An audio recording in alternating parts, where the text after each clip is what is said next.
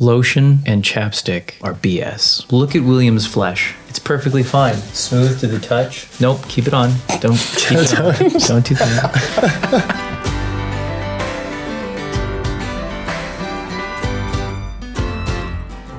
Welcome back. This is our podcast. Our names are Top House, and this is Joe, Jesse, Andy, and William in that order.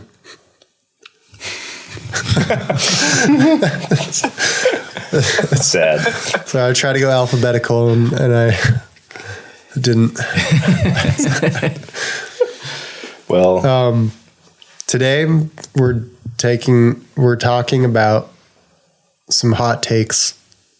Ooh. And opinions Hot ones. of the band. So, just gonna jump right in. I think violin's the least important instrument. I'm just kidding. William plays violin, for those of you who don't know. You know, I'm gonna start with this question: who out of the four of us is the most opinionated? ooh. Oh, man. I know that's tough. I feel like it changes per thing. Could be. Yeah. I feel like I'm probably up there. I like fluctuate where sometimes I really care and then I then just lose all opinion and then just chilling. Yeah, it probably changes based on the thing, you know? Like, if we're deciding to go to an Asian buffet on the road for lunch, Joe all of a sudden becomes one of the more opinionated people in the band. Yeah. I'm that way with Burger King. Yeah, exactly. William becomes that way with Burger King. Yeah, I guess we all have our things. I have a hot take. Oh, Okay. All let's doors get to it. should be hexagons. say more. Like, wouldn't that just make everything better if like every door was a No. hexagon? No. Would not make Have you ever everything been better. in a house before?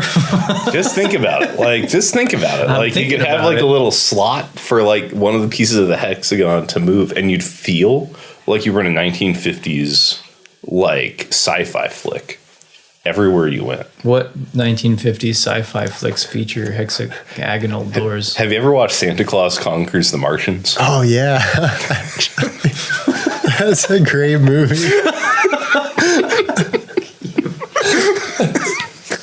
It's actually a great movie. I have not seen Santa We Claus should definitely Conquers do the it. Martians. Santa Claus That Conquers sounds the like Martians a movie night. necessary. Are there hexagonal doors in that? If there were anywhere, they'd be in that movie. I feel like Star Trek probably has some hexagonal doors. How do you say this word? Hexagonal, maybe? Hexagonal? That'd be my guess. That sounds like you're casting a hex on something. Hexagonal?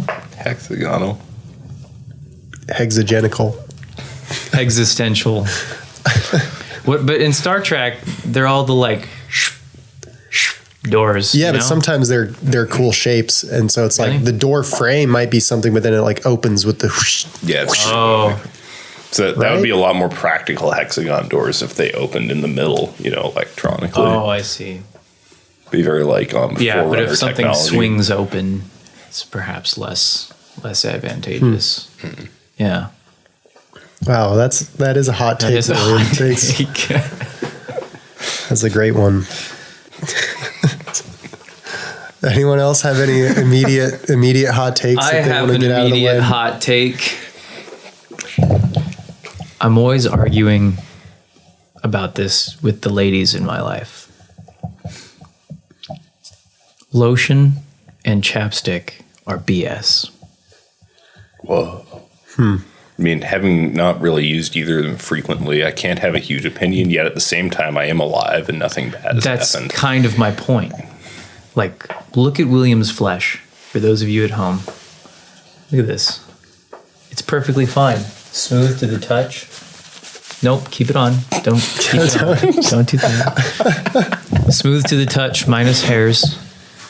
I mean, inner thighs. Somebody, Joe, give us an inner thigh. Well, it's fine. We can imagine what it looks like. But the skin there really never sees the sun. It never touches any lotion.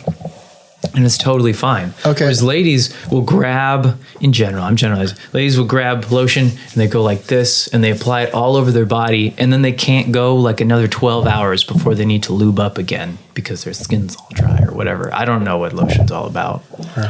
You know, we never use it in the hotel rooms. We could probably start a side business or like start a merch item that's just hotel lotion that we pick up for the ladies. Yeah, just sell it. Yeah. I'm gonna go on a different route here and say like suntan lotion. That's useless, pointless.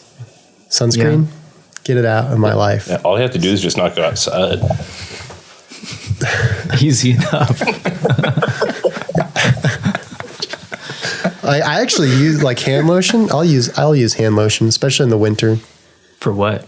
because then my hands don't feel dry. Have you ever had like dry hands? Is that like a Yeah, main but I singer just thing? drink water and I'm fine, or wait like an hour. You know? Yeah.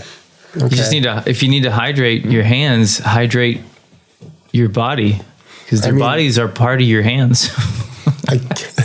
I mean, I'd ask Andy his thoughts, but his body's an iPad. His body's an iPad. If you put lotion on an iPad, bad things will Bad probably things happen. will happen, unless it's Apple brand lotion.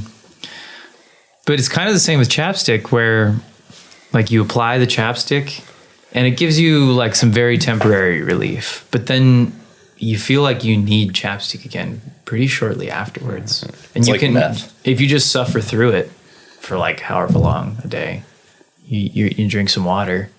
You know, I think chapstick is Like useful once you get into the process, for downhill you skiing. can't get out of it. That's when I use chapstick for downhill skiing. Yeah. I guess it depends on one's velocity and how well covered one's lips are in the activity of downhill skiing.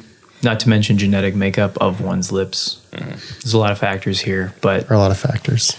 I could see it being it's useful if temporary you covered relief. the bottom of the skis with the chapstick, because then you have a little bit more like. you'd hydrate the ground, but then the ground would need more hydration 12 hours later. Anyway, that's all I'm saying. sort of- and sunscreen sort of is like- like a screen that's actually useful, Yeah. you know? What were you saying, Andy? It's kind of like food where you eat it, but then you have to eat it again later. Right. And it's like with chapstick, if you scam. don't use chapstick, you don't need to use chapstick later. So I wonder if we just all never got on the food train at the beginning, Well, that's true. if we'd have to eat. Because then you would die and then you don't need to eat anymore. So it's actually solid logic to follow. Yeah. That's like that, like what's like the, I don't know, I've heard like, or seen a meme or something that's like, yeah, like the first, it's like, breathing air is poison. So if you never breathe, would you actually live forever? But everyone breathes right away and everyone dies. Check it out. So true. So if we remove air and food, And lotion. we don't need hand lotion. Nothing is wrong because everybody is dead. Anyway, Okay. that's one of my hot takes. It's a good hot take. I have another one that's less hot, but I'll give somebody else a chance to talk now. Andy? I have a hot take. Okay. And I don't know. This is a hot take. I think this involves modern fantasy literature. I think that there is a classic era of fantasy literature where there's a lot of really good fantasy that was written, like The Lord of the Rings and all that jazz. And I just feel like nothing written recently hits anything like it, because a lot of modern fantasy authors were raised on like fantasy and like Magic the Gathering and Dungeons and Dragons and stuff. So they're pulling from that. Whereas a lot of like the early crop like went to war and stuff, and they were drawing on their life experience of doing crazy things. And that's why that hits so much better. So more people need to die to get better fan fiction. Exactly. We need another war is what I'm saying. Yeah. To get That's better a hot fantasy. It take. is a hot take. I see that. I could agree with that. Yeah. Yeah. Not the war part. the fantasy take. I was like, we do need another war. Oh, wait. Okay, actually, I have a real hot take. Oh. I have a real hot take. Apple Maps is better than Google Maps. Oh. Ooh, actually, my very recent experience denies that hot take. Because Emma's map was going to take us away. And it was like 5-minute traffic jam. And then probably 12 times, it just kept updating, saying 7-minute traffic jam, 9-minute traffic jam, 5-minute traffic jam. And I finally opened Google Maps to take us an alternative route just in time to get off of the interstate onto an exit before the road was closed. There was an accident. Or I have another example. Andy, do you remember the time we picked you up in the van and you sent us your location through Apple Maps and it brought us to a spot that was like 15 minutes away from your location? Oh, that's right. And then we opened it up on Google Maps and it brought us to your location. I think that was Google Maps' problem. Maybe Apple Maps That sounds is like better a Google Maps problem. if you don't like arriving places at on time or in the place that you plan. You to just kind of arrive. like, you're just like a free spirit. Yeah. If you're like, I want to go Apple Maps somewhere, is but like, I don't know let's where. just go. I don't know how long I want it to take. It doesn't matter. Just Apple go. Maps. Just drive. Yeah. Yeah. The reason that seals it for me is I just feel like your size on the map relative to the map is much better on Apple. Like on Google, you can't tell if you're a quarter mile away from your turn or if you're 400 feet away from your turn. I'd say that's fair. And that really bothers me. There's also the lanes. I feel like Apple Map is usually a little better about telling you what lane to be in for stuff. Google Maps can be a little chaotic with that. No, yeah, that's effed us up multiple times in the van. Yeah. Especially when I'm driving. I'm very GPS reliant. So if the GPS doesn't say, hey, by the way, like it's about to fork the road here, and it's like, yeah. Everything's ruined. Yeah. My other hot take, which is probably not that hot, maybe it's like a lukewarm take, is that credit scores are meaningless. I've never even looked at my credit score, to be honest. I have no idea what I have. Right. And I feel like I'm okay. You have a house and a phone and a car. I really could care less what my credit score is. Exactly. Like the thought of paying a company to look at a report card that tells other companies how much money they can make off of you. It's just like, we don't need that. We don't need it. I remember I had my credit score checked when I went to get my phone at Verizon. And I was like, why is this a thing? Why is this happening? I have like an actual hot take as well. We must disavow, or sorry, not disavow. We have to get rid of all plastic containers of liquids. We should go back to that 50s model where if you get milk, you get it in like a glass jug that you then give back to the milk person. And it has to be delivered to you. So you have like a Monster Man and a Liquid Death Man and a Snapple Man. And like, it's like, we're already like halfway there with DoorDash. And then also, You're not my kid. You're the Monster Man's you're kid. the Monster Man's kid. but like, just think of the sheer number of plastic things thrown away every year. It just bothers me. It bothers me so much. And like, it's all just because it's slightly more convenient than bringing around. I got you. A glass bottle. Knocked over his mic and I'm assisting him.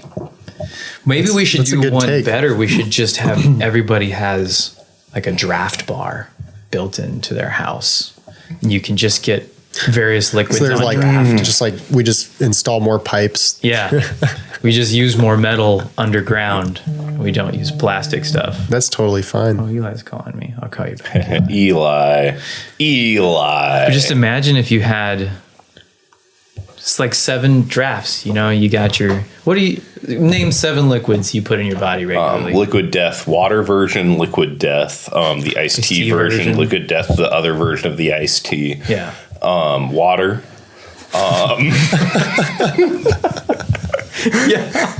Okay, that's milk, 4. the really high alcohol version of Maker's Mark. Oh, Maker's Mark. And That's already in glass, though. that's true, yeah, so that doesn't really But that's matter. a liquid. That's fair. And every once in a while, I like buying myself some orange juice. Orange juice. And then half and half. Joe, 7 liquids, go. Coffee. Coffee. That's probably all 7. Yeah. Andy, do you have any remarkable liquids You know, that suit the context of this? you won't believe Andy's remarkable. You won't believe number 6. You know, not these days. No. It's been about 6 years since I put a very interesting liquid in my body. But, you know, water, Monster Energy. I go hard on the Monsters still. Yeah. I really shouldn't. But water, Monster, coffee. That's about what I intake. Yeah. I feel like you would Lots of thrive, water. or maybe opposite word of thrive, if you had like a draft thing in your house to just like Monster on tap. That would probably get out of hand pretty quick. I will say, I am a very keen hydrator where I drink a lot of water, and my wife doesn't, and she's fine with it. She doesn't drink a lot of water. Does she But I use a drink lot of it. lotion? Not real. I mean, not more or less than normal, I think. Okay. But I've also met a lot of people. I think it has to do with growing up in a dry place like Montana, and then coming to a more humid place where you sort of like take in water from the air around you. Whereas where I grew up was about as dry as a desert.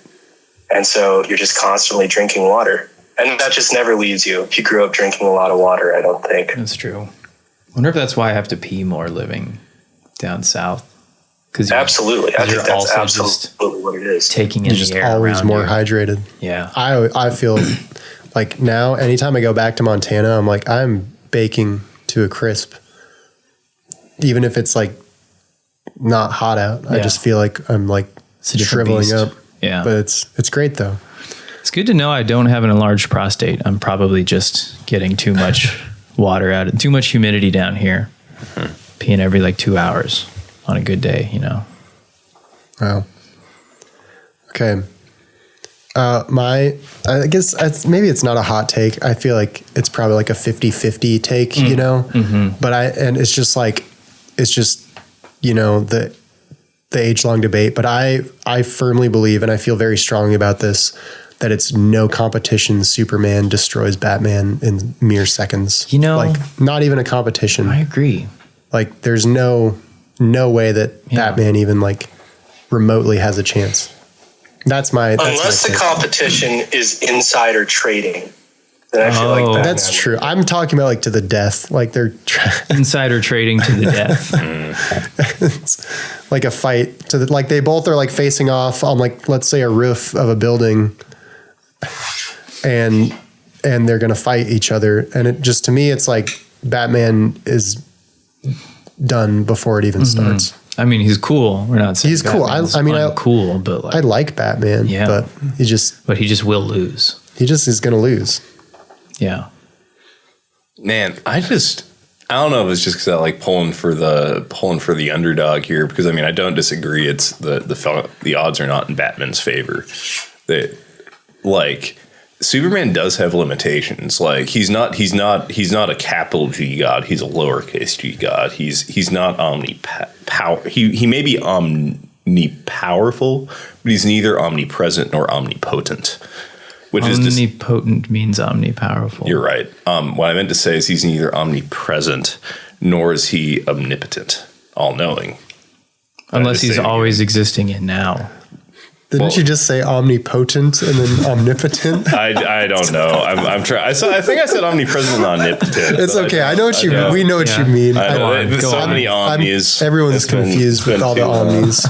Well, all I'm trying to say is he may be all powerful, but he's not all knowing, nor is he everywhere. And so there are things you can do to someone like that. Like you can trap him in a cage, and like a cage not of bars of iron, but bars of their mental state. You can make Superman feel so sad and destitute that he refuses to fight. Depress him. Yes, you can make him depressed. Make him depressed. Yeah, I guess that's I guess you could do that. Psychological work. But I feel like Superman's already won that battle by default because Batman's always depressed, right? Like, well, wait, isn't that how? That's basically what the movie did, right? They were like, it was about to end, and then he was like, Catherine, Martha, and then he's like, what? I'm familiar with this series of letters organized into a word as well. okay, hold on. Another hot take though. That was an awesome movie. I'm with you, Joe. 100%. The full version, the like 5-hour version. Oh, that's just you're talking about. Justice League. I'm talking Batman versus Superman. Right. Justice League also great. The Zack Snyder cut especially, but the Batman versus Superman movie. And now I guess my first hot take. I do apply that to that movie because I think that it's total BS that there was even like a fair fight. Yeah. Because I think Superman would have just destroyed Batman. Although I get that he wasn't trying to, beat him at the beginning. So I don't know. Right. But I think that was a great movie. A little, there's some holes in it, but it was entertaining.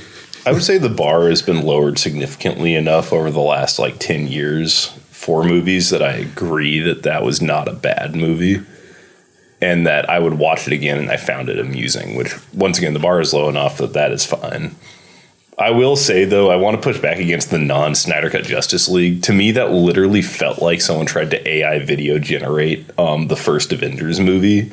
And like it was just some sort of weird CGI slock that like was like AI Loki took the AI 3 Tesseracts into the ocean and then something happened and there was like a car and an explosion and there were characters. I think one of them was an angry old Batman. I don't remember.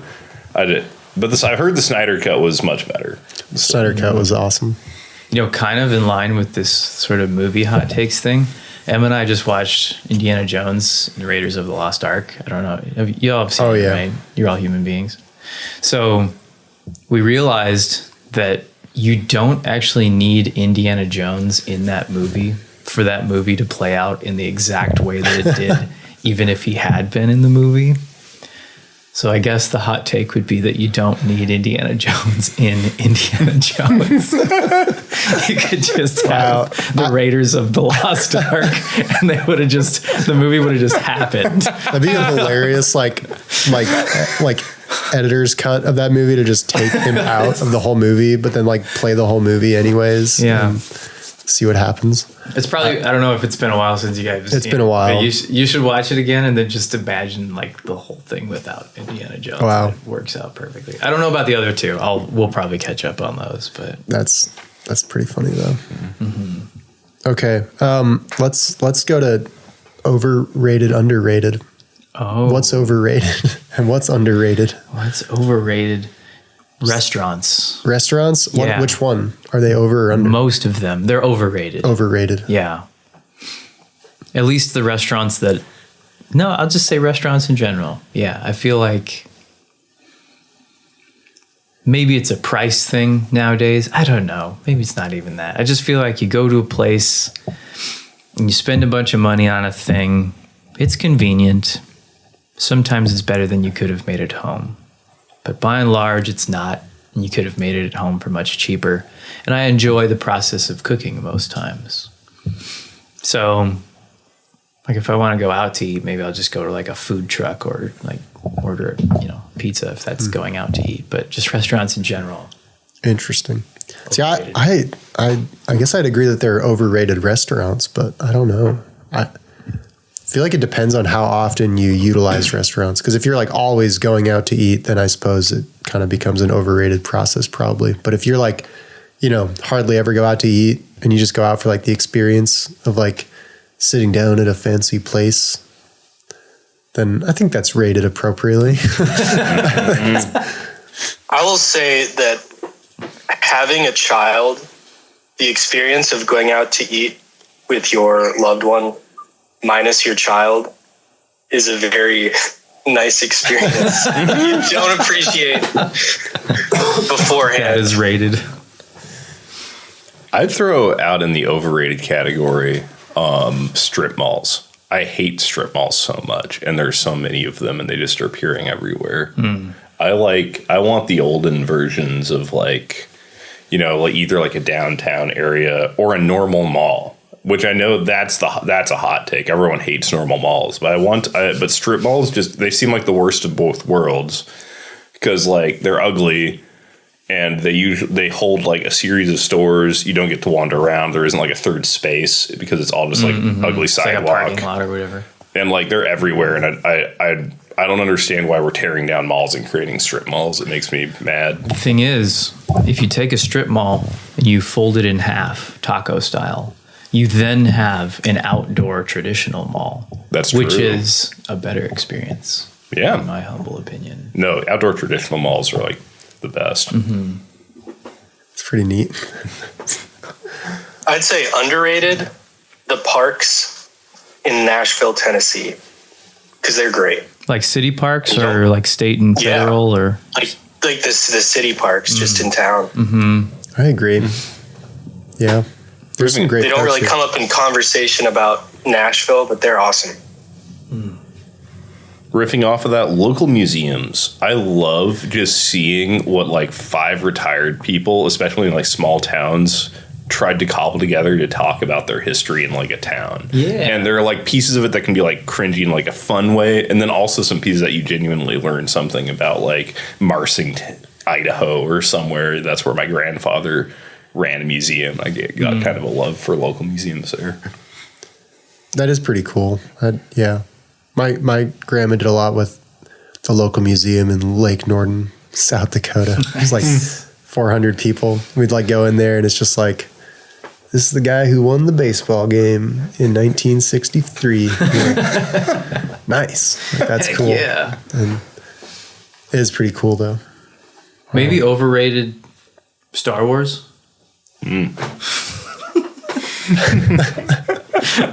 Liam grunts and sits back in his Nice. Actually, do you guys think so? No. Yeah. No, I don't. I don't think so. I increasingly agree, but still disagree.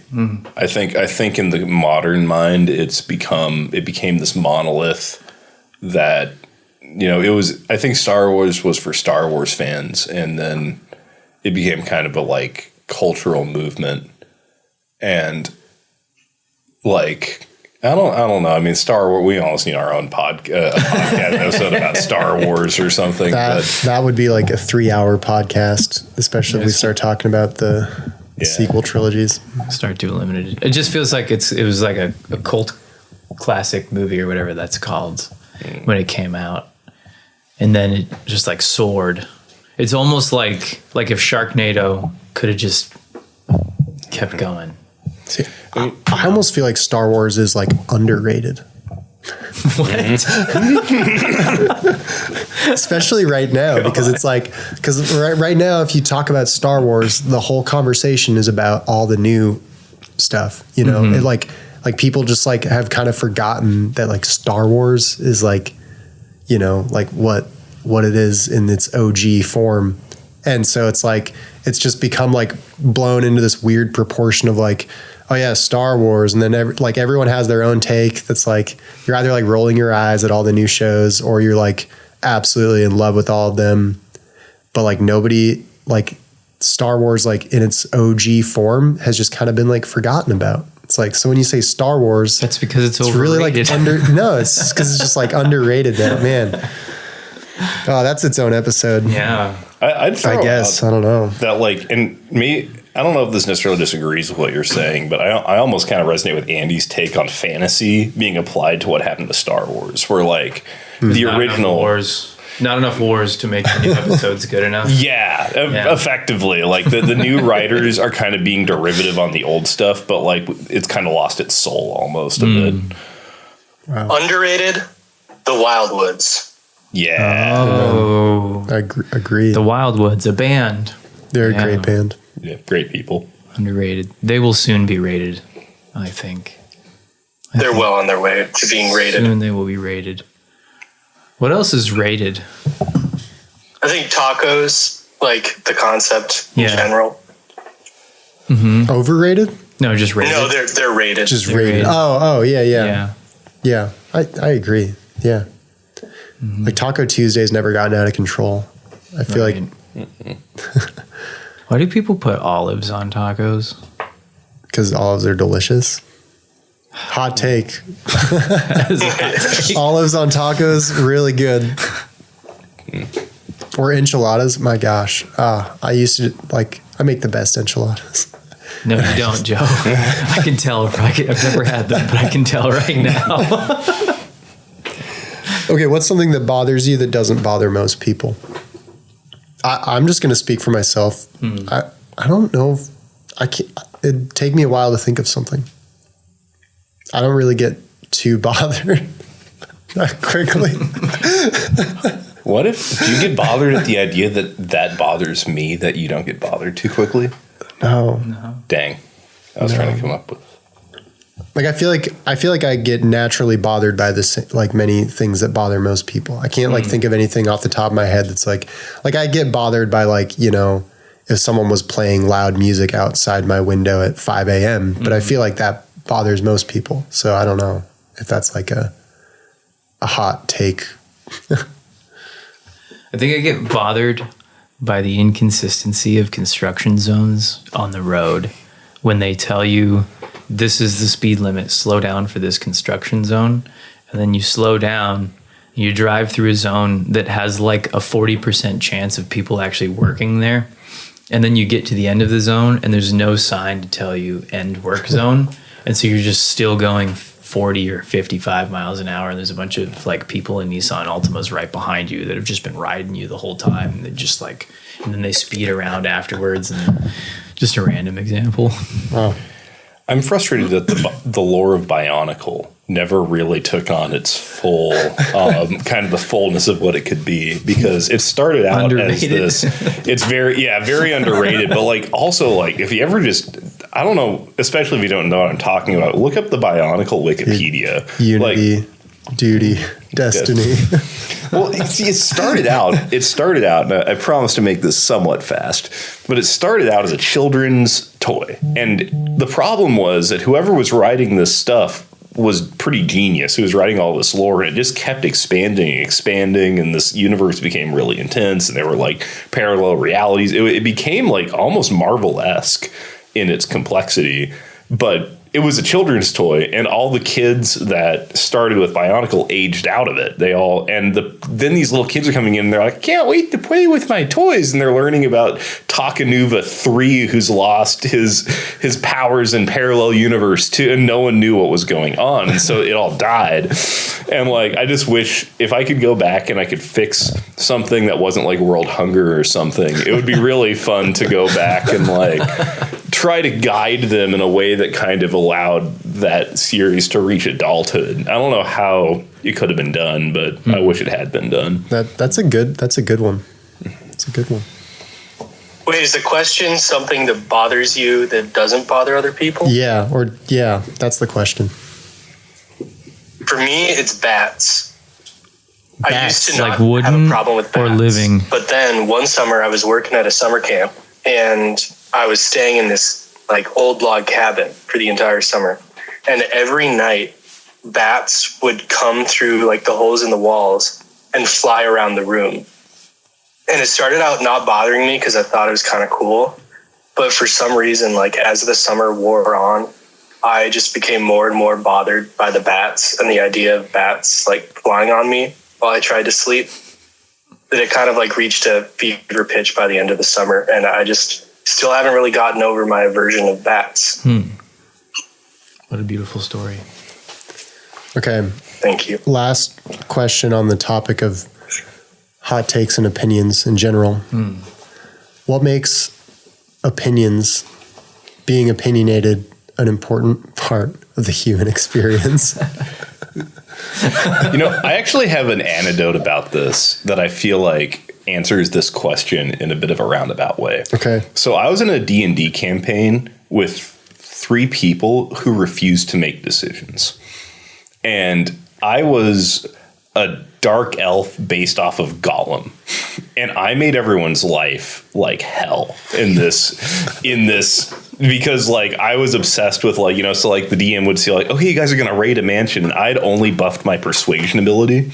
And so instead of completing the objective, I convinced them to sign the deed of the mansion over to me. So stuff like this. And everyone else is just getting frustrated because they wanted to complete the objective, but they didn't make any decisions. And so what they did is they tied me to a horse and they had everyone in the town fire their arrows at me, but we just happened to roll in such a way that I didn't die, and I rode off into the sunset, and that's the last game we played. And I guess I'm trying to say is if you don't make decisions, if you don't have opinions, someone like me might come along and make your life much worse by like having opinions that are scary. And so if you have opinions, then you can, instead of being pushed by anyone into something, you will be able to clash and create a compromise. And that's where true creativity comes from, is compromise of opinions. Wow. When you say you rode off into the sunset, do you mean still tied to the horse? Oh yeah, no, I was still tied to the horse. And That's amazing. Wow. What a great image.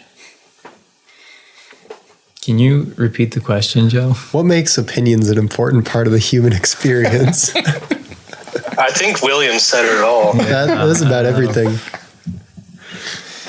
I feel like the best ways that I've grown as a human being are when I meet and converse with people and we have differing opinions. And that's my take on that. Wow. Is that it's a really good thing for humanity in some ways. I think opinions are great. I think it's like, how you express them, that, yeah, but it's like a growth thing. It's like you grow by having opinions and meeting differing ones. Yeah. William, you look like you're chomping at the bit to say something weird. oh no, yeah, I'm still just thinking about writing up. That was like one of the most glorious moments of my like D&D career. Like I'm riding the high of that from like 8 years ago right now still. Well, we're at our final segment, and this one's a little different. This is thanks to our man Nate The video guy. on the cameras and doing all the things. So final segment is Who's That Pokemon? And I'm going to name a Pokemon and a few things about it, and you have to say which generation that is from. And I don't even know what that means. Do we know how many generations there are? William, what is a generation of a Pokemon? So I know this because I play Pokemon Go way too much. And a generation of Pokemon is so every single time a Pokemon game was released, historically, new Pokemon were added. And so, like, Generation 1 was the very first Pokemon game. There were 151, I believe. See, this is how little I know. Okay. I don't even know if that's right. But that seems like a lot. But every generation, they added like 50 to 100 more, sometimes less than that. And they, so, and I believe there's like 11 generations now. There are 9 generations. There are 9 generations now. All right. Okay. So based on the name, we choose. Okay. So, now we know what a generation of Pokemon is. So the first one is the Slugma. This is a fire type lava Pokemon.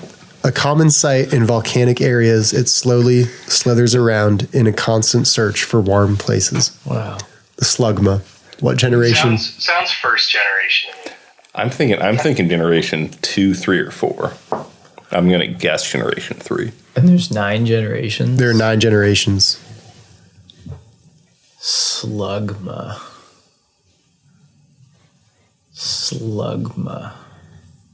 I'll say Gen 5. Okay. It is a generation 2 Pokemon. Did anyone say 2? William said every generation. Okay. He said every generation less than 5. Could be 1, 2, 3, 4, 5, 6, 7. Marowak. Marowak. Generation 1. Okay, this is a...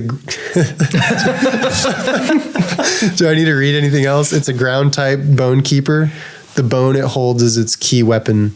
It throws the bone like a boomerang to KO targets. Marowak, you're right. It's a generation 1. You forgot the most important part. That's its mom's bone. Gosh. It's terrifying. Okay, Guzzlord. What do you call a Marowak mom? Or no, sorry. Where's its mom's head on its head? What? What? Or no, that might be Cubone. Yeah, you should look it up. Yeah, look it up. Well, I'm gonna let people look that up on their own. All right, Guzzlord, dark and dragon type. This is a Junkivore Pokemon. What does that mean? A Junkivore. A dangerous ultra beast. It appears to be eating constantly, but for some reason its droppings have never been found. The Guzzlord. is there a way to like apply? This to sounds, I'm just work going to for guess the like name? Generation 9 because it sounds like they're running out of. I'm gonna throw 7 out for the same reason. I'll throw 8 out because 7 and 9 were taken. I'll go 4. 4. Okay, it's a Generation 7. So Oh, William. well done. Well done, William. All right. Flamigo. This is a fighting and flying type. Amigo. This ties the base of its neck into a knot so energy stored in its belly does not escape from its beak. That's amazing. How do you work for Pokemon? I feel like you should work for Pokemon. William. That's awesome.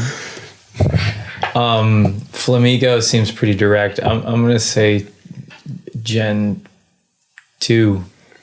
Early on. I'm aiming for Gen 6. I think this is a trick question. I think Nate made this one up. I think the video guy made up Pokemon. Flamigo is Gen 9. Wow. This is the new guy. Newest. Wow. So I guess when they run out of ideas, they just say the name of the thing minus a letter. I guess so. Noted.